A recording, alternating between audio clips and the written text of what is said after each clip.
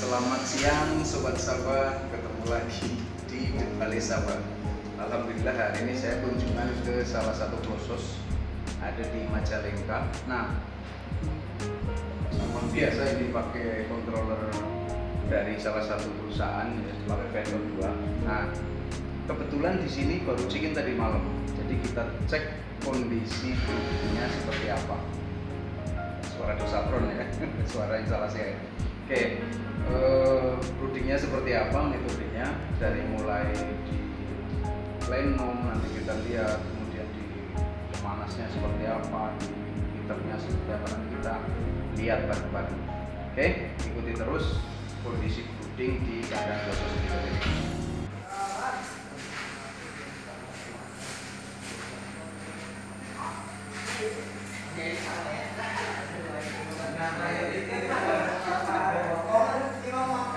Oke, kita masuk ke area gudang. Di sini ada controller Vento 2. Untuk controller ini di video sebelumnya kita sudah ada sedikit ulasannya. Kita lihat untuk settingannya seperti apa. Jadi kalau kita lihat ini require time di 34, suhu di luar 35, kemudian heater menyala di 33,5 derajat, turun setengah derajat ya. Dan berikut setting kipasnya. Ini pakan sudah dipalet dengan baik. Kemudian di sini ada instalasi air. Instalasi air ini terdiri dari ada water meternya, ada pengukur dosis obat atau vitamin. Di sini pakai dosatron. Kemudian ada filter hosing filternya, ada UV. Nah, ini lagi menggunakan vitamin ini. Nah, komplit ya. Ada beberapa tahap ini untuk 2 lantai, jadi menggunakan dosatron 2 buah. Oke, kita masuk ke bagian dalam kandang. Ikuti terus.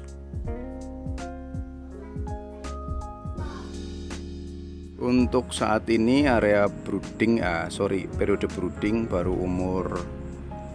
saat ini umur 0 hari ya, karena baru check-in tadi malam.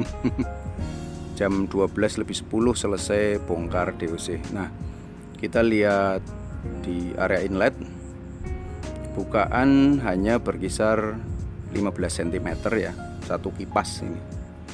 Karena memang masih bermain satu kipas dan banyak di intermittennya. Nanti akan disesuaikan lagi ketika kipasnya bertambah terus-menerus. Jadi disesuaikan, nanti bukaan juga harus nambah ketika kipasnya nambah. Tidak boleh statis bukaan inlet, karena bukaan inlet akan mempengaruhi pressure di dalam kandang. Kita biasa bermain 5 Pascal di area inlet. Berapa sih 5 Pascal? Kalau kita ukur dengan wind meter, itu akan ketemu di 2 sampai 2,5 meter per detik ya, kecepatan angin di inlet. Ini di area depan, jadi kalau kita lihat ini lampu semuanya menyala ya. Dan sebenarnya area ini belum terpakai. Mungkin nanti pelebaran sampai umur 7 hari ke atas baru dipakai ya. Jadi sebaiknya, alangkah baiknya untuk efisiensi lampu-lampu seperti ini harus dimatikan. Nanti akan kita sampaikan ke pemilik kandang ya. Ngirit listrik bro. Saat ini kita ada di ruang plenum. Nah, ruang plenum ini fungsinya sangat penting untuk klosos ya. Jadi buat rekan-rekan Sobat Saba, ruang ini kita gunakan sebagai ruang antara. Jadi udara yang masuk melalui inlet akan dikumpulkan di sini dulu sebelum ditarik oleh kipas menuju ke area brooding di dalam. Fungsinya untuk apa ruang plenum ini? Fungsinya adalah udara yang dari luar yang kelembabannya tinggi itu diharapkan di ruangan ini akan dinetralisir, suhunya naik, kelembabannya turun, baru nanti akan masuk ke area ayam. Sebaiknya sebenarnya di ruangan ini diberikan pemanas tambahan berupa gasolek. Jumlahnya berapa ya? Biasanya 4 sampai 5 buah gasolek ya. Nah, jadi udara yang masuk ke dalam kandang itu benar-benar udara yang hangat dengan kelembaban yang rendah. Kalau ditanya ukuran ruang plenum ini berapa sih? Nah, ini kan lebar kandang 12. Itu kita 12 kali 4 idealnya, maksimal 12 kali 6. Saat ini yang kita lihat ini adalah 12 kali 6 meter. Ini posisi kipas sedang menyala, jadi tirai di atas itu yang kecil itu terbuka. Nah, ketika kipas mati, maka tirai yang kecil itu akan tertutup.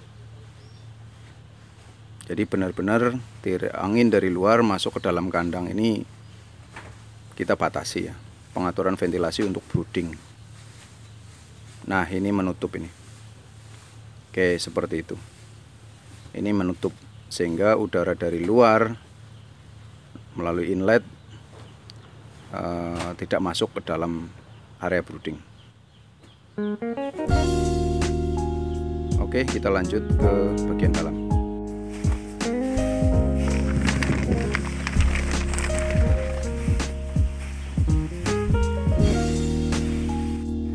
Nah, seperti yang kita tahu, jadi periode brooding ini kan periode di mana kita menciptakan indukan buatan untuk ayam ya. Jadi ayam kecil ini dia butuh panas, kecukupan suhunya itu secara gradual menurun dari 34-33 di awal datang sampai di 28 derajatan di umur 14 hari ya. Nah, ini pemanas ini membantu untuk menghangatkan ruangan ini. Satu pemanas ini bisa kita pakai untuk 10 sampai 15 ribu. Nah, terus ini kita melihat ada pemasangan terpal di depan. Ini sifatnya untuk blocking, jadi pemanas menyemburkan panas tidak langsung mengenai ayam, tetapi bisa lewat di atas ayam. Suhunya tetap hangat, ayam tetap nyaman, yang daerah depan ini tidak terlalu kepanasan. Itu fungsi blocking di sekat pertama bagian depan ya. Kalau kita lihat di sini, ini penyebaran ayamnya cukup baik, kemudian baby chick cukup banyak. Kalau ada yang nanya berapa sih rasio baby chick di kandang seperti ini, jadi rasio baby chick paling baik ya 30-40 ekor per baby chick. Nah, cuma di sini saat ini kita melihat terpasang hanya satu baby chick untuk 58 ekor ya.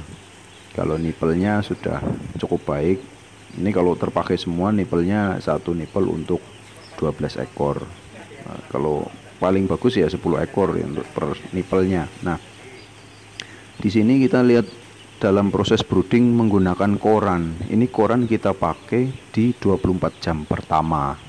Fungsinya untuk apa sih? Nah, fungsinya ini kita lihat, ini koran juga digunakan untuk menebar pakan. Jadi kita punya target di 24 jam pertama 100% ayam itu sudah harus temboloknya ya, telihnya itu penuh. Itu yang kita sebut sebagai crop fill. Tembolok terpenuhi oleh pakan dan air. Konsistensinya nanti seperti lumpur. Kalau semakin cepat dia makan, maka pertumbuhan organ baik pencernaan, paru-paru ya, pernafasan, dan organ lain itu akan sangat cepat. Kita punya target di minggu pertama itu nanti memang untuk mengoptimalkan seluruh perkembangan organ ya, termasuk frame size-nya si ayam ini. Nah, di 2 minggu pertama ini terjadi pembelahan sel atau hiperplasia ya, pembelahan sel atau perbanyakan sel. Nah, peran crop fill di 24 jam pertama itu akan sangat-sangat menentukan. Kita memelihara ayam broiler dengan baik, targetnya akan bisa tercapai kalau di hari pertama, di 24 jam pertama target kita itu sudah terpenuhi. Apa itu? Yaitu target tadi, crop fill-nya, pakan dan airnya itu penuh di tembolok dalam jangka waktu 24 jam. Evaluasinya kapan? Evaluasinya itu dari 8 jam pertama pasca tebar, 12 jam pertama pasca tebar, dan seterusnya bisa kita lakukan secara berjangka. Di 8 jam pertama pasca tebar, DOC ini 80% kalau bisa sudah isi air, isi pakan, jadi konsistensi seperti lumpur ya. Itu untuk merangsang perubahan pencernaan dari pencernaan lemak menjadi pencernaan karbohidrat. Jadi usus atau organ pencernaan itu akan segera bekerja dengan baik. Kemudian hati yang tadinya mencerna lemak dan protein dari kuning telur itu akan segera mencerna karbohidrat dari pakan. Jadi hati akan juga berubah menjadi merah. Jangan kaget kalau kita bedah di bawah 7 hari itu hati berwarna agak kekuningan, karena memang kuning telur itu masih dominan di situ ya. Tapi seketika ayam makan karbohidrat dari pakan, itu akan segera berganti pencernaan dari pencernaan lemak protein menjadi pencernaan karbohidrat. Target minggu pertama itu sebenarnya 5 kali bobot badan, tapi kalau terpenuhi bagus hasilnya,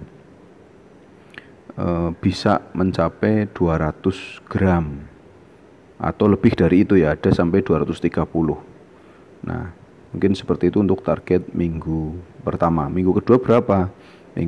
Minggu kedua kita bisa mencapai target di 550 gram kalau kita mau target di situ ya. Mudah-mudahan itu bisa tercapai. Nah, kalau minggu pertama, minggu kedua sudah tercapai, itu kita akan sangat tenang ya, karena itu sudah modal pokok, jaminan awal kita akan panen dengan baik. Tapi kalau target minggu pertama, minggu kedua tidak tercapai, ayam bobotnya di bawah standar, makannya di bawah standar, sudah pasti peluang pusing di belakang itu sangat tinggi. Biasanya ayam makan outbreak, penyakit masuk, bobot rendah, keseragaman hancur, dan lain-lain. Nah, itu pentingnya brooding di minggu pertama kedua ya. Di suhu harus terpenuhi, kelembaban harus normal, pencapaian konsumsi air ini sangat penting, 2 kali pakan harus tercapai, harus diperhatikan, dan kemudian pencapaian konsumsi pakannya. Ini harus benar-benar kita targetkan agar tercapai. Dan pemantauannya jangan di akhir minggu atau akhir periode, tapi day per day. Hari ini masuk nggak targetnya, besok masuk nggak targetnya, terus menerus. Jadi kita tidak kaget dengan hasil performan yang ada di kandang gitu ya. Jadi kita amati terus istilahnya performan ayam yang ada, sehingga tidak sampai kecolongan, tahu-tahu ayamnya tidak mencapai target gitu. Nah, kalau sudah minggu pertama, minggu kedua tidak mencapai target, repot. Hiperplasia atau pembelahan sel kita perbanyak, kita maksimalkan di 2 minggu pertama. Kemudian setelah lewat dari masa brooding, kita sudah fokus ke hipertrofi atau pembesaran sel. Jadi hal-hal tadi itu yang memang harus diperhatikan, selain dari faktor ventilasi yang harus diterapkan dengan maksimal. Oke, sampai ketemu di video-video berikutnya. Salam Sabah.